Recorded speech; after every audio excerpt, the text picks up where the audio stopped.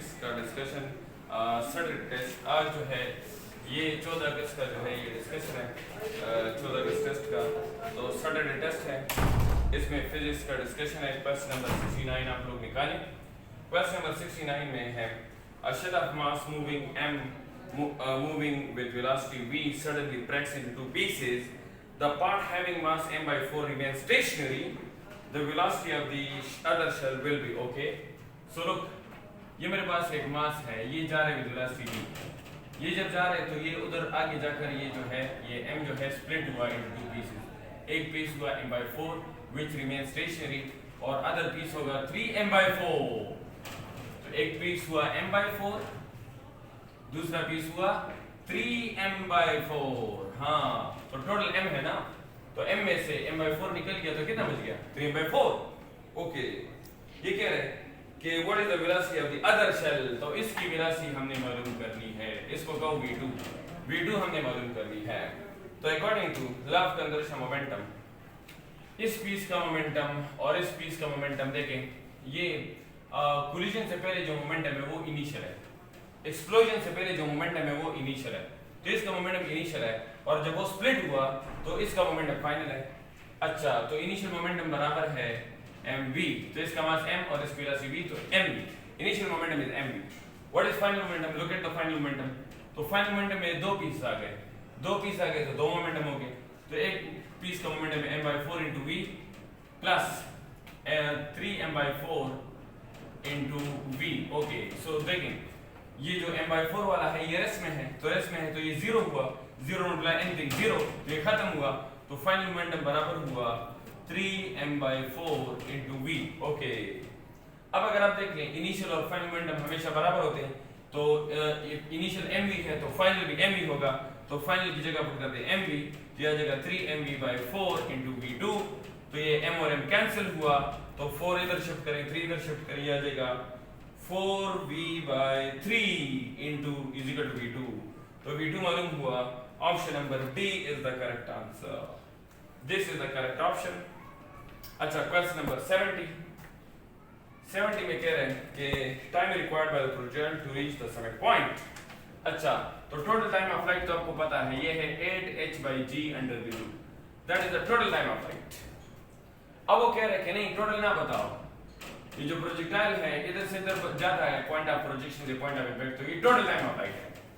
वो कह रहे टोटल ना बताओ, समिट तक बताओ, यानी इधर से इधर तक बताओ, यानी हाफ टाइम ऑफ फ्लाइट बताओ। तो इसको 2 पे डिवाइड करो, क्या आ जाएगा t is equal to 8h by g under root divided by 2। तो मैंने इसको 2 पे डिवाइड किया, तो ये 2 पे डिवाइड किया, तो चलो इस तरह करें कि इस 2 को अंडर रूट के अंदर ले जाओ। तो अगर 2 को अंडर रूट के अंदर ले जाओगे तो ये हो जाएगा 4। तो 2 अंदर जाएगा अंडर रूट, तो ये 4 हो जाएगा। हाँ, क्योंकि बाहर निकलेगा तो वापस 2 हो जाएगा, लेकिन अगर अंदर जाएगा तो 4 हो जाएगा।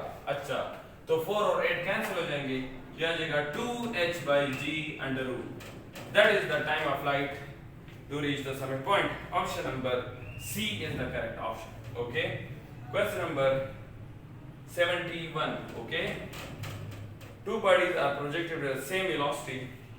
If one is projected at an angle of 30 degree and other at an angle of 60 degree to the horizontal, the ratio of the maximum height is okay. तो height का फार्मूला है vi square sin square theta divided by 2g. That is the formula for the height. तो पहले इस फार्मूले में 30 degree put करें, फिर इस फार्मूले में 60 डिग्री पुट करें। पहले थीटा की जगह क्या पुट करें 30 डिग्री पुट करें, फिर थीटा की जगह 60 डिग्री पुट करें। तो ये पुट करें इंशाल्लाह, तो आपके पास 30 डिग्री का हाइट आ जाएगा vi square by 8g। मैं डायरेक्ट लिख रहा हूँ, आप लोग इसमें 30 पुट करें, ये आ जाएगा, फिर इसमें 60 पुट करें, तो ये आ जाएगा h is equal to 3vi square by 8g। Okay, तो ये इसका हाइट आ जाएगा। तो अगर आप देख लें ये है vi square by 8g और ये है 3vi square by 8g, तो इसका मतलब है कि 60 वाला हाइट जो है वो 3 टाइम है और 30 वाला हाइट 1 टाइम है और ये वाला 3 टाइम है। तो इसका आ गया 1:3 is the correct option. Option number B is the correct option. Okay. Question number 72 में है if time of flight of projectile is 10 second, range is 500 meter, time of flight given है 10 second और range given है 500 meters, कह रहे कि what is the maximum height? तो इसके दो फार्मूला है, h is equal to g t square by 8, इससे भी कर सकते हैं। g की क्या वैल्यू है 10, टाइम ऑफ फ्लाइट की क्या वैल्यू है 10 सेकंड डिवाइड बाय 8, तो इससे आ जाएगा 125 मीटर। और आप लोग दूसरे शॉर्टकट से भी कर सकते हैं, r is equal to 4h, तो h is equal to r by 4, तो r कितना है, r है 500 मीटर डिवाइड बाय 4, आ जाएगा 125 मीटर। तो दो फार्मूले से ये पॉसिबल है। ओके अच्छा, अब इसमें question number 73, a ball is dropped from a height 10 meter, ball is embedded in the sand and stop after covering 1 meter distance। याद रखिए जब उसने कहा embedded, तो embedded का मतलब ये inelastic collision है। ये कौन सा collision है, inelastic collision है, और inelastic collision में only momentum is conserved। Okay जब आपसे कहे कि दो बॉडीज कोलाइड हो गए और बाउंस बैक हुआ, तो बाउंस बैक का मतलब ये इलास्टिक कोलिजन है, तो फिर काइनेटिक भी कंजर्व, मोमेंटम भी कंजर्व। लेकिन अगर आपसे कहें कि two bodies collide and stuck together या एम्बेडेड विद वन अनदर, तो ये इनइलास्टिक कोलिजन होगा, और इनइलास्टिक कोलिजन में ओनली मोमेंटम इज कंजर्व। तो इसमें आ जाएगा 73 में आ जाएगा option A, only momentum is conserve. 74 में क्या है, अ बॉडी, जब उसने कहा बॉडी तो इसका मतलब है मास। A body is moved along a straight line by a machine of delivering constant power। Okay, so the distance moved by the body in time t is, okay, तो याद रखें जो क्वेश्चन में जो टर्म मेंशन करे वो terms equation में लाने हैं। तो इसने क्वेश्चन में ये टर्म्स मेंशन किए, तो ये टर्म्स आप लोगों ने इक्वेशन में लाने हैं। तो पावर का इक्वेशन है W/T, पावर का इक्वेशन है W/T, तो W बराबर है half mv² from the work energy theorem. Okay, तो पावर का फार्मूला गया P = हाफ mv²/T। अब यहाँ पर V का जिक्र नहीं है, तो इधर से V हटाओ, तो V की जगह यहाँ पर डाल दो S/T। तो यहाँ पर V की जगह क्या डाल दो, S/T, तो यहाँ जाएगा P = हाफ m, V की जगह S/T², तो ये S/T² और T जो है ये क्या हो जाएगा, ये हो जाएगा T³, ये क्या हो जाएगा T³, और T³ इस तरफ शिफ्ट कर दो, क्या हो जाएगा T³P = हाफ m/s³, तो ये आ जाएगा s²। ओके, तो what is the relation of S and T, it is direct, तो s² और T³ आपस में डायरेक्ट रिलेशन है, तो स्क्वायर को हटाने के लिए क्या लेंगे, अंडर रूट, क्या आ जाएगा T⁻3/2, तो इसका अंडर रूट क्या हो जाएगा 3/2, तो इसमें आ जाएगा option number C is the correct option. Okay, option C. Question number 75 है, a nucleus 238 decays by emitting a particle of speed v, the recoil speed of the residual nucleus is, okay, this is a nucleus which has a mass of 238। okay, इस nucleus ने explosion किया, जब explosion किया तो इसने निकाला alpha, और जो रेसिड्यूल न्यूक्लियस बचा वो बचा 234। वो क्यों बचा 234, क्योंकि अल्फा का मास 4 है।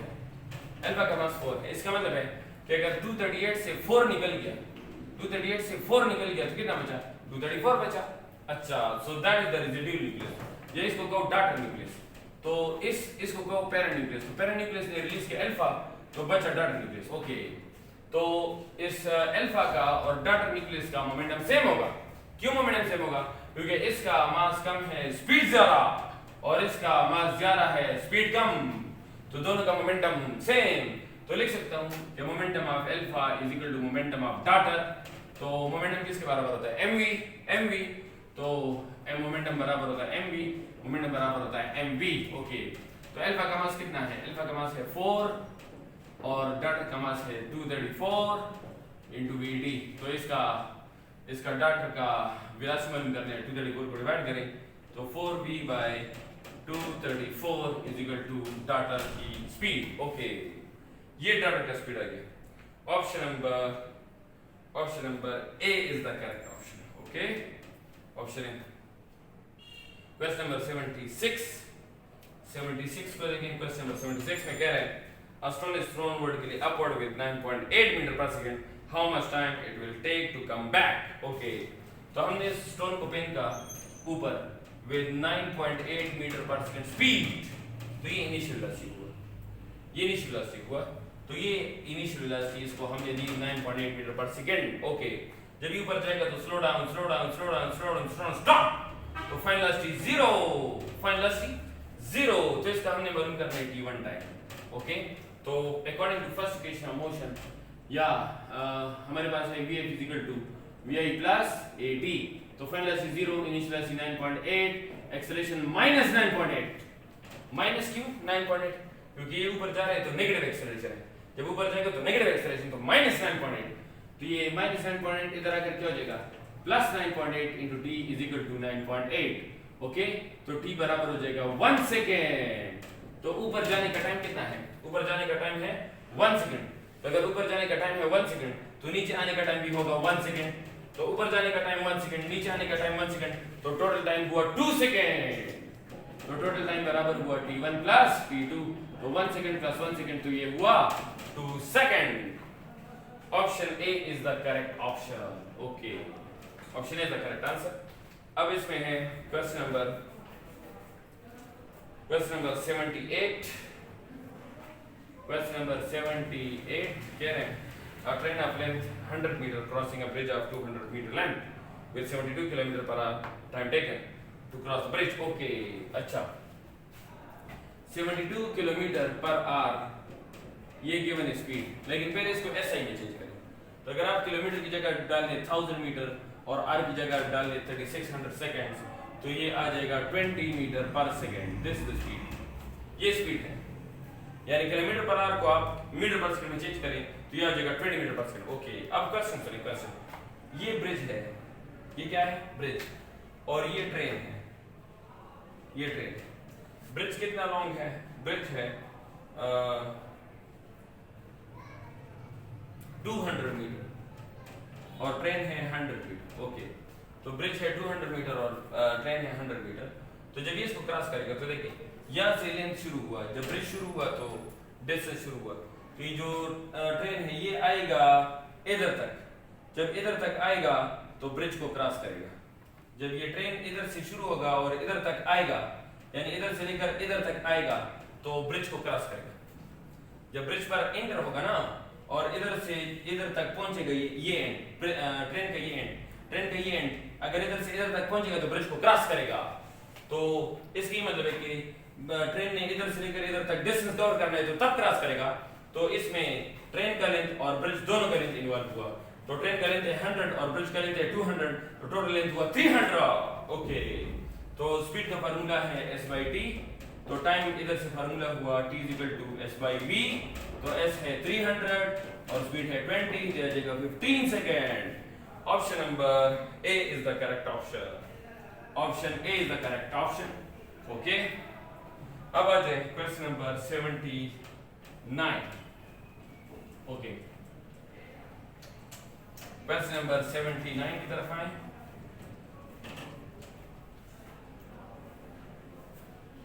क्वेश्चन नंबर 79 में क्या कह रहे हैं? क्वेश्चन नंबर 79 में क्या है कि two bodies of mass ma and mass mb having equal kinetic energy, the ratio of their momentum is. तो मोमेंटम का फार्मूला है m2me under root 2me under root. Okay, वो कह रहे हैं कि काइनेटिक एनर्जी सेम है, काइनेटिक एनर्जी सेम है. तो अच्छा, काइनेटिक एनर्जी सेम है, तो अगर ये मास हुआ ma तो ये मोमेंटम होगा a, अगर ये मास हुआ b तो ये मोमेंटम होगा b. ओके, तो अब ये कह रहे हैं कि दोनों के मोमेंटम का रेशियो क्या होगा. तो हमने मोमेंटम का रेशियो मालूम करना है. तो 2ma e अंडर रूट और 2mb e under root. Okay, तो इन दोनों को एक अंडर रूट में लिख लो, दिया जाएगा 2ma e divide by 2mb e. तो e कैंसिल, 2 कैंसिल, तो ये हुआ ma under root ratio mb under root. Okay, option number A is the correct option. Option A is correct. Question number 80. Question number 80. Which one of the following quantity is zero about the center of mass? Okay. तो याद रखिए centre पर क्या चीज zero होगी। Question ये है कि सेंटर पर क्या चीज जीरो होगी, तो इसमें आ जाएगा ऑप्शन नंबर सी। क्योंकि याद रखिए जब आपसे कहे कि मोमेंट ऑफ फोर्स, इसका मतलब है कि डिस्टेंस मल्टीप्लाइड बाय फोर्स, यानी टॉर्क की बात कर रहे हैं, डिस्टेंस मल्टीप्लाइड बाय फोर्स। लेकिन जब आपसे कहे कि मोमेंट ऑफ मास, इसका मतलब है कि mass multiplied by distance, mass multiplied by distance. Moment of mass means distance multiplied by mass, तो डिस्टेंस मल्टीप्लाइड बाय मास इसका मोमेंट ऑफ मास। तो सेंटर पर डिस्टेंस क्या होता है, जीरो होता है, जीरो मल्टीप्लाई एम जगह जीरो, तो सेंटर पर मोमेंट ऑफ मास जीरो होता है। Option number C is the correct option. Okay, question number 81 में है where should be the centre of gravity of the body. Okay, तो 81 में याद रखिए अगर सिमेट्रिक ऑब्जेक्ट्स हैं तो सिमेट्रिक ऑब्जेक्ट्स में सेंटर ऑफ मास और सेंटर ऑफ ग्रेविटी एक ही है, सेंटर ऑफ मास और सेंटर ऑफ ग्रेविटी एक ही है। और याद रखें सेंटर ऑफ मास और सेंटर ऑफ ग्रेविटी एक ही हैं और दोनों ऑलवेज इनसाइड द बॉडी होंगे, हमेशा बॉडी के अंदर होंगे। मतलब अगर सर्कल है तो इसका सेंटर ऑफ मास होगा इंटरसेक्शन ऑफ डायमीटर्स, अगर स्क्वायर है तो ये होगा इंटरसेक्शन ऑफ डायगोनल्स, अगर ट्रायंगल है तो इंटरसेक्शन ऑफ द मीडियंस, तो ऑलवेज इनसाइड होगा। लेकिन अगर इरेगुलर होगा तो मे बी इनसाइड में भी आउटसाइड, तो इसमें आ जाएगा option number B is the correct answer. It may be near not essentially very, जरूरी नहीं है इनसाइड हो, क्योंकि अगर इरेगुलर ऑब्जेक्ट हो फिर तो बाहर होगा ना, तो जरूरी नहीं है कि अंदर हो, बाहर भी हो सकता है। Okay, question number 82। If the earth stop rotating, the weight of the object at the pole is okay.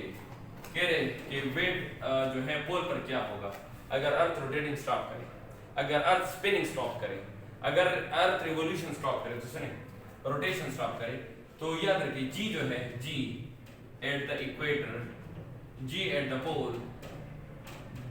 The poles is not depending on the spinning of earth, so G is not depending upon, G at the pole is not depending upon the spinning of earth. तो अर्थ का spin तेज हो जाए, slow हो जाए, stop हो जाए, G will remain the same.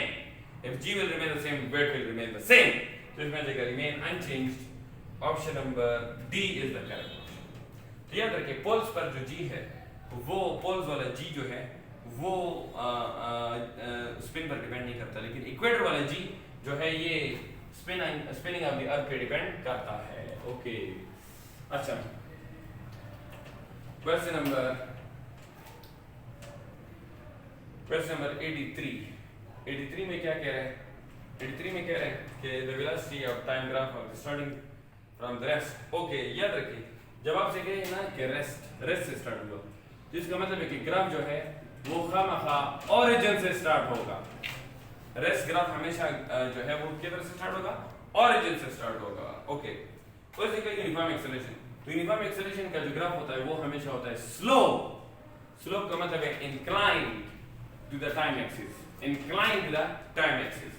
तो option A को देखिए parallel to time axis, parallel तो नहीं है, इंक्लाइंड है, ये ऑप्शन ए गलत हुआ। पैरेलल टू वेलोसिटी एक्सिस नहीं, वेलोसिटी एक्सिस के साथ भी पैरेलल नहीं है, उसके साथ भी कुछ एंगल बना रहा है, नॉट पासिंग थ्रू द, ये भी गलत है, तो none is the correct option. तो इसका आंसर ये होना चाहिए था कि the slope in BT graph gives the uniform acceleration. Okay, 85 में है 84, अच्छा ये 84 था, अस्तगफुरुल्लाह, 83 ये 84 था, मैंने 84 पहले पढ़ा दिया। 83 की तरफ आए, what is the angle between the displacement and acceleration during retarding motion. Suppose ये गाड़ी जा रही है ऊपर, तो स्लो डाउन स्टॉप, पता है ना, जब ये गाड़ी पर जाएगी तो स्लो डाउन होगी, जब ये गाड़ी पर जाएगी तो स्लो डाउन स्टॉप, तो ये कौन सा मोशन है, रिटार्डिंग मोशन है। तो ये बताओ डिस्प्लेसमेंट ऊपर है, यस डिस्प्लेसमेंट ऊपर है, और ये बताओ एक्सेलरेशन नीचे है, यस एक्सेलरेशन नीचे है, तो बताओ डिस्प्लेसमेंट और एक्सेलरेशन अपोजिट है, यस अपोजिट है, और अपोजिट में कितने एंगल बनता है, 180 degree. Option D is the correct option. Okay. Question number 85. Question number 85. A particle move in a straight path. Okay. पहले इसने क्या कहा? Straight line. पहले इसने क्या कहा? Straight line with a constant acceleration. पहले इसने कहा constant acceleration along the direction of instantaneous velocity. फिर उसने कहा कि velocity और इसका direction same है. जब velocity और acceleration का direction same होता है तो याद रखिए ये positive acceleration होता है. जब velocity और acceleration का direction opposite होता है ये negative acceleration होता है. तो इसमें क्या है कि velocity और acceleration का direction same है तो इसका मतलब ये positive acceleration है. मतलब speed ऐसे ऐसे increase हो रहा है. ओके तो speed ऐसे ऐसे increase हो रहा है. तो which is true? Option A. Particle may reverse the direction of motion. ये तो गलत हुआ. डायरेक्शन तो रिवर्स नहीं कर सकता क्योंकि पॉजिटिव एक्सेलरेशन है, सेम डायरेक्शन है, तो ऑप्शन ए गलत हुआ. Distance covered is equal to magnitude of displacement. That is correct क्योंकि स्ट्रेट लाइन में जा रहे हैं ना, तो स्ट्रेट लाइन में जब जाएगा बॉडी तो जितना डिस्टेंस कवर करेगा उतना डिस्प्लेसमेंट भी कवर करेगा. तो मैग्नीट्यूड ऑफ डिस्प्लेसमेंट और magnitude of distance is always equal. Option B is the correct option. Option B is correct. Okay. 86. If the displacement of the particle is 0, 86. If the displacement of the particle is 0, then what can you say about the distance covered? तो याद रखिए जब displacement 0 है ना तो इसके दो reason हो सकते हैं. या तो बॉडी रेस्ट में होगी तो इसलिए displacement 0 है, या तो बॉडी रेस्ट में होगी तो इसलिए displacement 0 है, या बॉडी मोशन में होगी और सर्कुलर मोशन में होगी तो सर्कुलर में भी नेट डिस्प्लेसमेंट जो है वो 0 होती है. तो इसका मतलब है रेस्ट में भी हो सकती है और सर्कुलर मोशन में भी हो सकती है. तो इसका मतलब है कि इट मे और may not be 0. Option number D is the correct option. Option D is correct. Okay. 87. 87 में कह रहे हैं कि displacement time graph for the two particle A and B is straight line inclined at an angle of 30 degree and 60 degree with the time axis. The ratio of the velocities VA and VB is okay. ये कह रहे हैं कि जो है displacement time graph है, एक का ग्राफ है 30 डिग्री और एक का एंगल है एक ग्राफ का 60 डिग्री. ओके. तो एक का एंगल है 30 डिग्री दूसरे का एंगल है 60 डिग्री. तो कह रहे हैं कि इसकी वेलोसिटी है VA और इसकी वेलोसिटी है VB. तो VA और VB का जो है वो क्या मालूम करो? रेशो मालूम करो. तो हमने इन दोनों वेलोसिटीज का रेशो मालूम करना है. ओके. तो हमने इसका रेशो मालूम करना है.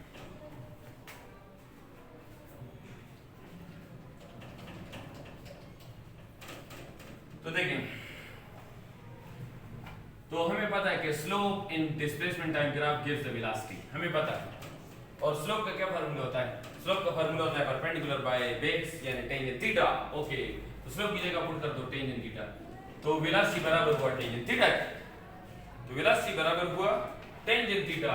तो अगर ये भी a है तो ये होगा टेंजेंट थीटा का ना 1 और अगर ये भी b है तो ये होगा tangent theta 2.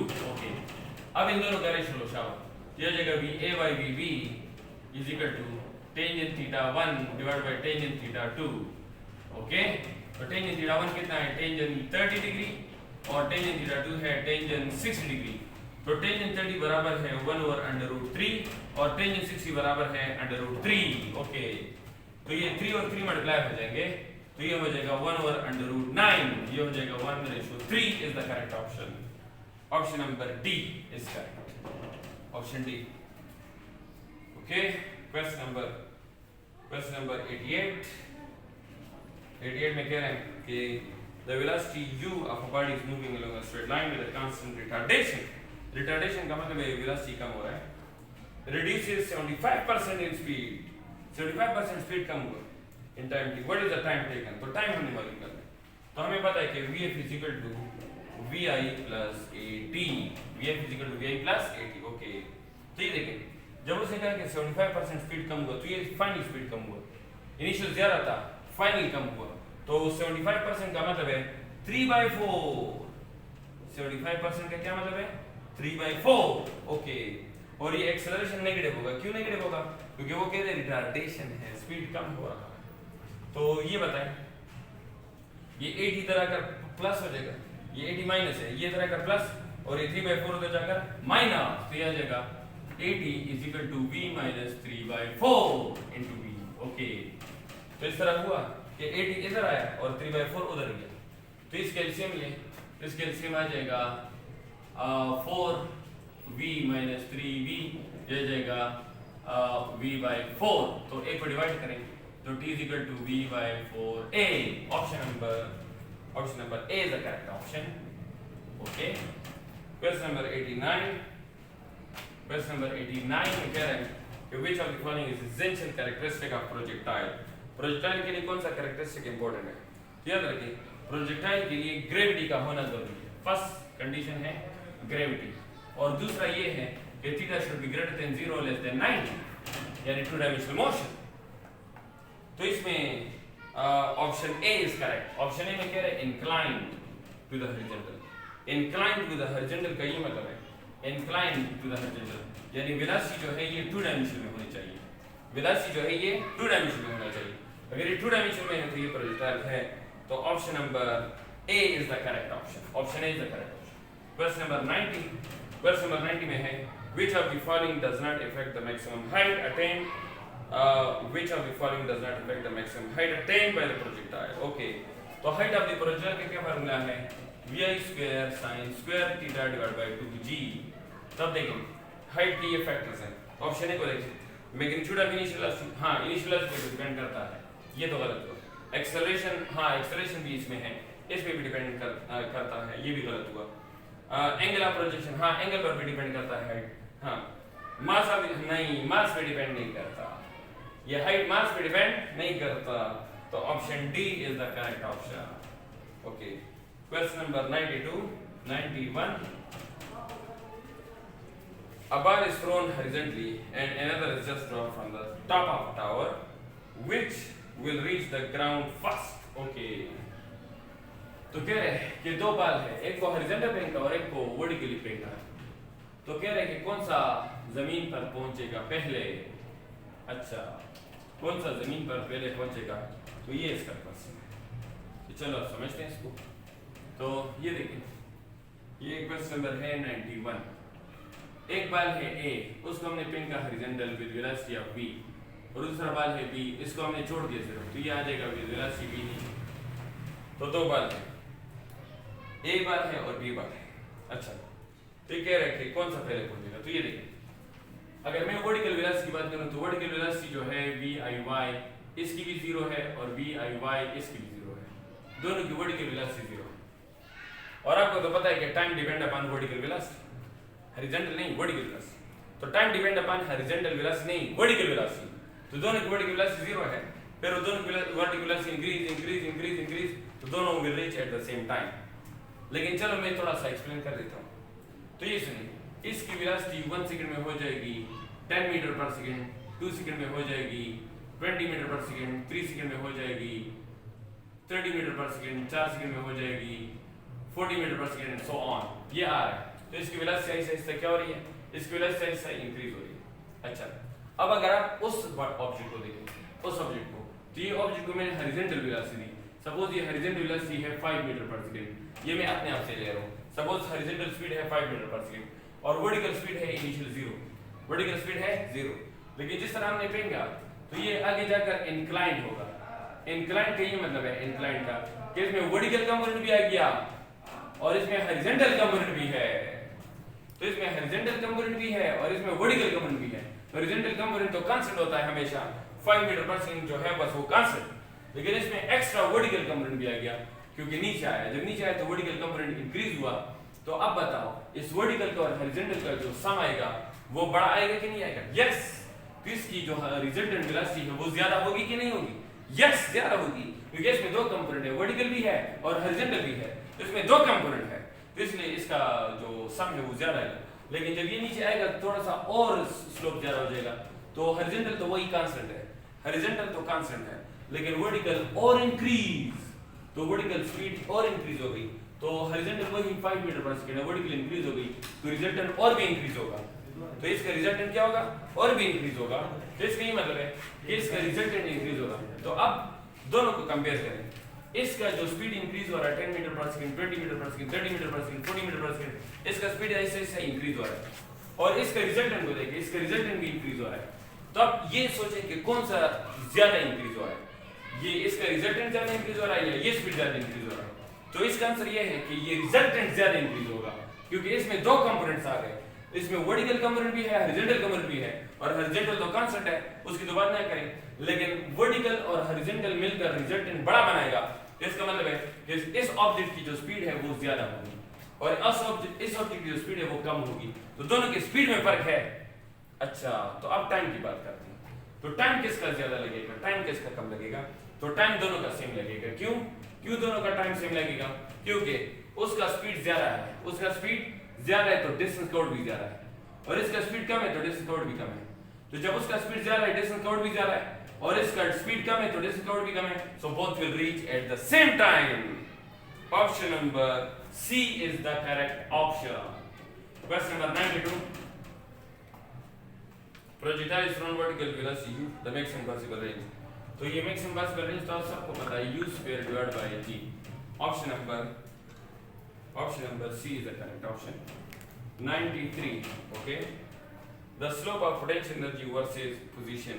Okay, slope of potential energy versus position, तो स्लोप तो इस तरह होता है, इंक्लाइन होता है ना, और स्लोप का क्या फार्मूला है? स्लोप का फार्मूला है परपेंडिकुलर बाय बेस। तो इसमें परपेंडिकुलर साइड कौन सा है? परपेंडिकुलर साइड है पोटेंशियल एनर्जी, तो परपेंडिकुलर की जगह पोटेंशियल एनर्जी, और बेस कौन साइड है? बेस है डिस्प्लेसमेंट x, तो पोटेंशियल एनर्जी का यूनिट है जूल और x की यूनिट है मीटर, और जूल बराबर है newton metre divide by metre, metre cancel, तो न्यूटन बचा, और न्यूटन यूनिट है फोर्स का, इसमें option C is the correct option. Okay, 93, तो ये हमारे पास था 93। ओके, अब हम आ जाते हैं 94 की तरफ। तो 94 जो है, 94 क्या कह रही है देखें, 94 कह रहे हैं कि the momentum of particle is numerically double of its kinetic. कह रहे हैं कि momentum is equal to double of its kinetic. Momentum कितना है? Double of its kinetic. Okay, तो देखिए मोमेंटम का इक्वेशन है mv और काइनेटिक का इक्वेशन है half mv square, half mv square. ये देखिए 2 2 क्या हुआ? कैंसिल, m और m क्या हुआ? कैंसिल, तो ये बचा v equal to v square, तो v और v भी कैंसिल, तो v इक्वल टू 1 मीटर पर second is the correct option.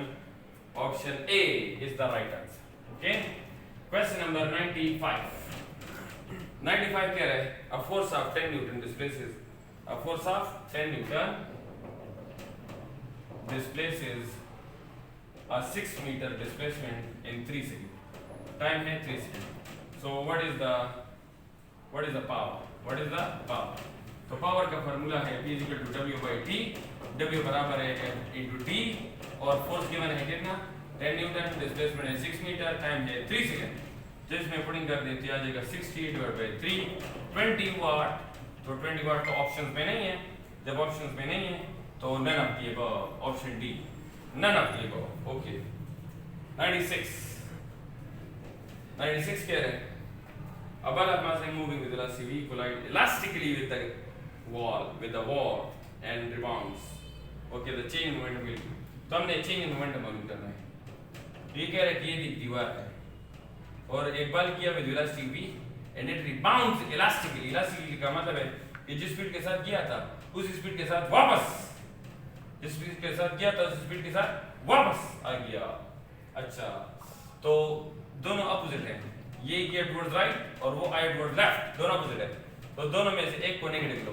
तो चलो इनिशियल को मैंने नेगेटिव लिया। तो ये कह रहे हैं कि what is the change in momentum, तो चेंज बराबर होता है फाइनल माइनस इनिशियल। चेंज बराबर होता है फाइनल माइनस इनिशियल, तो फाइनल बराबर है mvf, इनिशियल बराबर है mvi। अच्छा, अब इस तरह करें कि ये जो mv है vf, इसको भी कहें और vi को नेगेटिव ले, क्योंकि दोनों ऑपोजिट है ना, दोनों ऑपोजिट है, तो एक को नेगेटिव ले, तो इनिशियल को मैंने लिया नेगेटिव। अच्छा, तो ये हो जाएगा माइनस माइनस प्लस, तो mv प्लस mv, यह आ जाएगा 2mv is the correct option. तो 96 में आ जाएगा